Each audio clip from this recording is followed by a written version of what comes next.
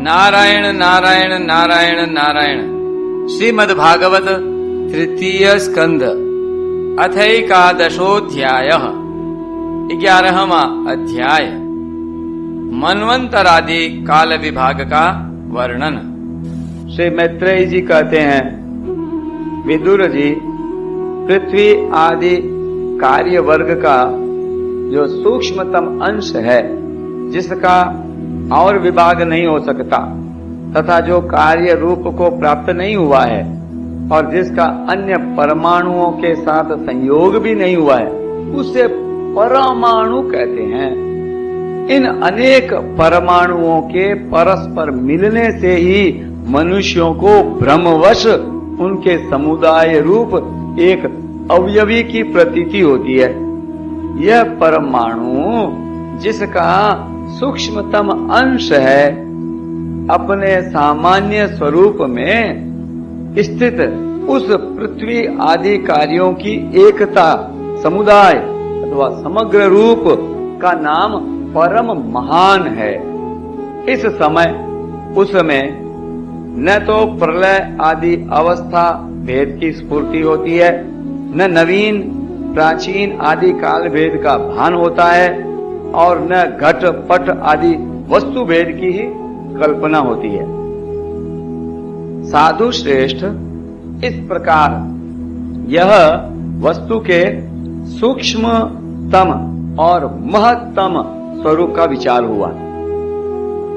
इसी के सादृश्य से परमाणु आदि अवस्थाओं में व्याप्त होकर व्यक्त पदार्थों को भोगने वाले सृष्टि आदि में समर्थ अव्यक्त स्वरूप भगवान काल की भी सूक्ष्मता और स्थूलता का अनुमान किया जा सकता है। जो काल प्रपंच की परमाणु जैसी सूक्ष्म अवस्था में व्याप्त रहता है, वह अत्यंत सूक्ष्म है, और जो सृष्टि से लेकर प्रलय पर्यंत उसकी सभी अवस्थाओं का भोग करता है, वह परम महान है। दो परमाणु मिलकर एक अणु होता है और तीन अणुओं के मिलने से एक त्रस रेणु होता है, जो झरोखों में से होकर आई हुई सूर्य की ही किरणों के प्रकाश में आकाश में उड़ता देखा जाता है। ऐसे तीन त्रस रेणुओं को पार करने में सूर्य को जितना समय लगता है उसे त्रुटि कहते हैं। इससे 100 गुना काल वेद कहलाता है और 3 वेद का एक लव होता है। 3 लव को एक निमेष और 3 निमेष को एक क्षण कहते हैं। निमेष यानी पलक। 5 क्षण की एक काष्ठा होती है और 15 काष्ठा का एक लघु, 15 लघु की एक नाड़िका दंड कही जाती है और 2 नाड़िका का एक मुहूर्त होता है। और दिन के घटने बढ़ने के अनुसार दिन एवं रात्रि की दोनों संधियों के 2 मुहूर्तों को छोड़कर ये 6 या 7 नाड़िका एक प्रहर होता है। यह याम कहलाता है, जो मनुष्य के दिन या रात का चौथा भाग होता है।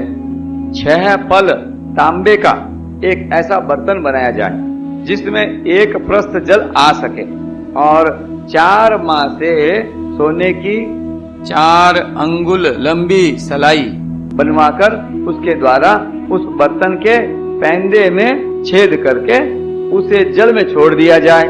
जितने समय में एक प्रस्थ जल उस बर्तन में भर जाए, वह बर्तन जल में डूब जाए, उतने समय को एक नाड़िका कहते हैं।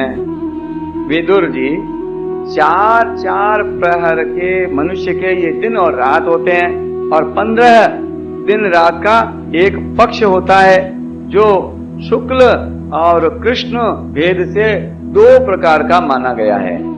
इन दोनों पक्षों को मिलाकर एक मास होता है, जो पितरों का एक दिन रात है। 2 मास का एक ऋतु और 6 मास का एक अयन होता है।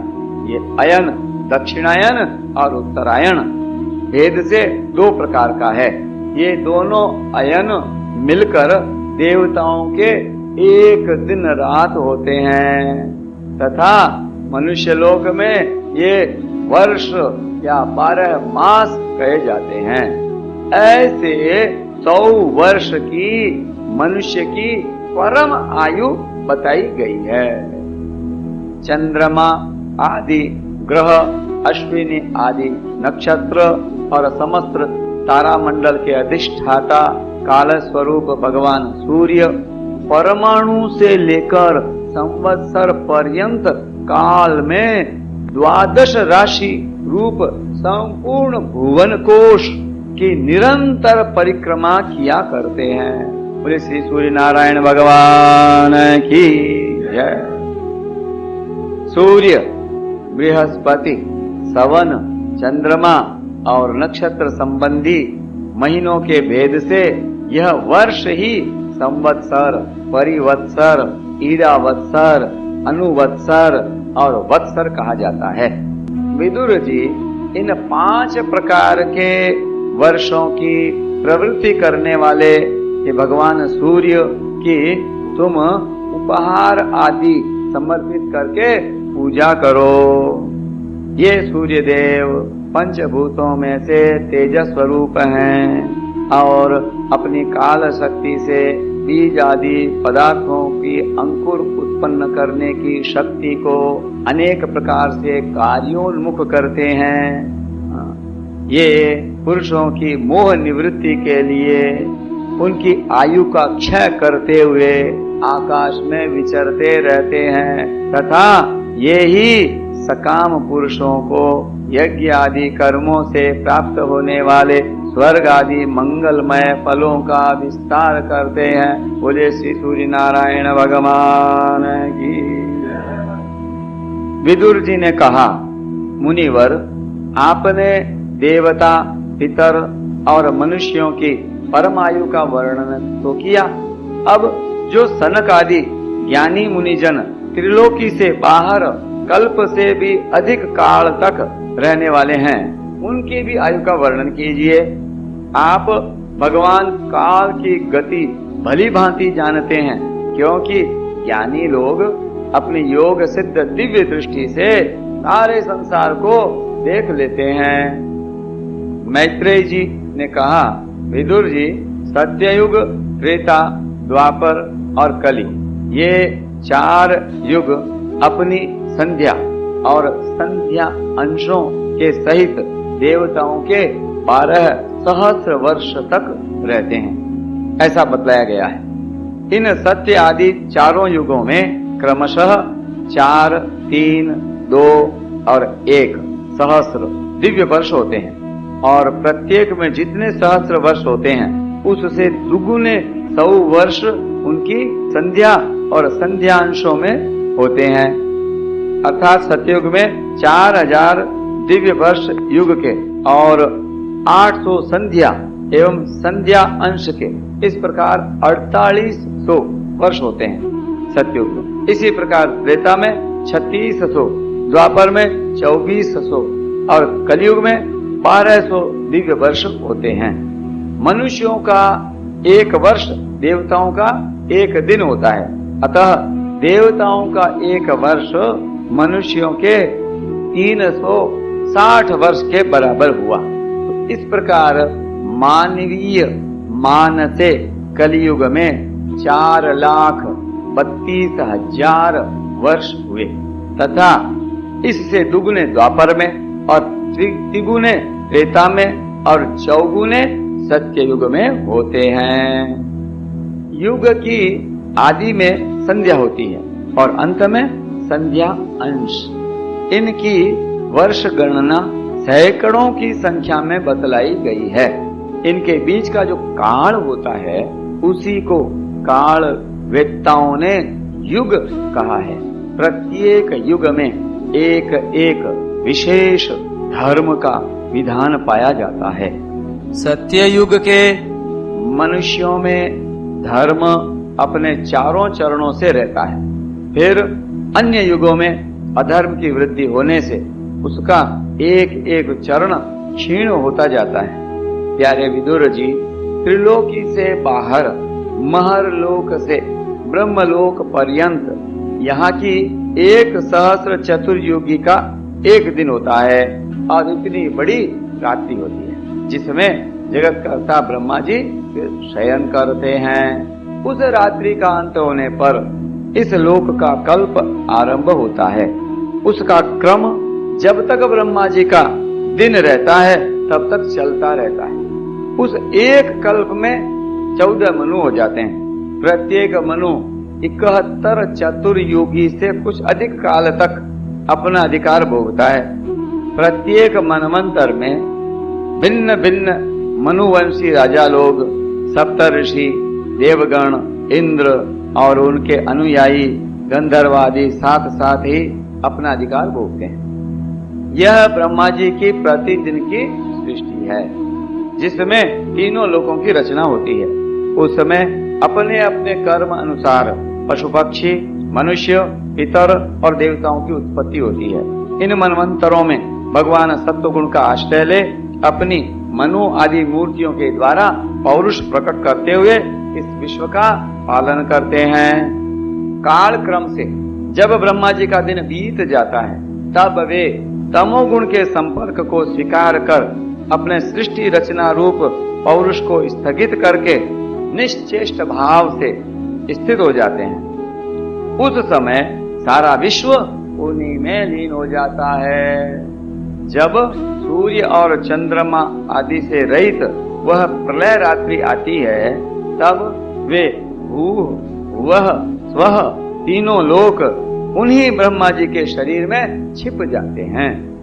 उस अवसर पर तीनों लोक शेष जी के मुख से निकली हुई अग्नि रूप भगवान की शक्ति से जलने लगते हैं। इसलिए उसके ताप से व्याकुल होकर ये भृगु आदि मुनीश्वर गण महरलोक से जनलोक को चले जाते हैं। इतने में ही 7 समुद्र प्रलय काल के प्रचंड पवन से उमड़कर अपनी उछलती हुई उत्ताल तरंगों से त्रिलोकी को डुबो देते हैं। तब उस जल के भीतर भगवान शेषशायी योग निद्रा से नेत्र मूंद कर शयन करते हैं। उस समय जनलोकवासी मुनिगण उनकी स्तुति किया करते हैं। बोले शेषशायी भगवान की जय। इस प्रकार काल की गति से एक एक सहस्र चतुर्युग के रूप में प्रतीत होने वाले दिन रात के हेर फेर से ब्रह्मा जी की 100 वर्ष की परमायु भी बीती हुई सी दिखाई देती है। ब्रह्मा जी की आयु के आधे भाग को परार्ध कहते हैं। अब तक पहला परार्ध तो बीत चुका, दूसरा चल रहा है। पूर्व परार्ध के आरंभ में ब्राह्म नामक महान कल्प हुआ था। उसी में ब्रह्मा जी की उत्पत्ति हुई थी। पंडित जन इन्हें शब्द ब्रह्म कहते हैं। उसी परार्ध के अंत में जो कल्प हुआ था उसे पाद्म कल्प कहते हैं। इसमें भगवान के नाभि सरोवर से सर्वलोकमय कमल प्रकट हुआ था। विदुर जी, इस समय जो कल्प चल रहा है वह दूसरे परार्ध का आरंभक बतलाया जाता है। यह वाराह कल्प नाम से विख्यात है। श्री श्वेत वराह कल्पे इस समय भगवान ने शूकर रूप धारण किया था। यह 2 परार्ध का काल अव्यक्त, अनंत, अनादि विश्वात्मा श्री हरि का एक निमेष माना जाता है। यह परमाणु से लेकर द्विपरार्ध पर्यंत फैला हुआ काल सर्वसमर्थ होने पर भी सर्वात्मा श्री हरि पर किसी प्रकार की प्रभुता नहीं रखता। यह तो देह आदि में अभिमान रखने वाले जीवों का ही शासन करने में समर्थ है। प्रकृति, महतत्व, अहंकार और पंचतन मात्र, इन 8 प्रकृतियों के सहित 10 इंद्रियां, मन और पंचभूत इन 16 विकारों से मिलकर बना हुआ यह ब्रह्मांड कोश भीतर से 50 करोड़ योजन विस्तार वाला है तथा इसके बाहर चारों ओर उत्तरोत्तर 10-10 गुणे 7 आवरण हैं। जय हो। हरे नमः। उन सब के सहित यह जिसमें परमाणु के समान पड़ा हुआ दिखता है और जिसमें ऐसी करोड़ों ब्रह्मांड राशियां हैं, वह इन प्रधान आदि समस्त कारणों का कारण अक्षर ब्रह्म कहलाता है। और यही पुराण पुरुष परमात्मा श्री विष्णु भगवान का श्रेष्ठ धाम स्वरूप है। पुराण पुरुषोत्तम भगवान की जय। नारायण नारायण नारायण नारायण।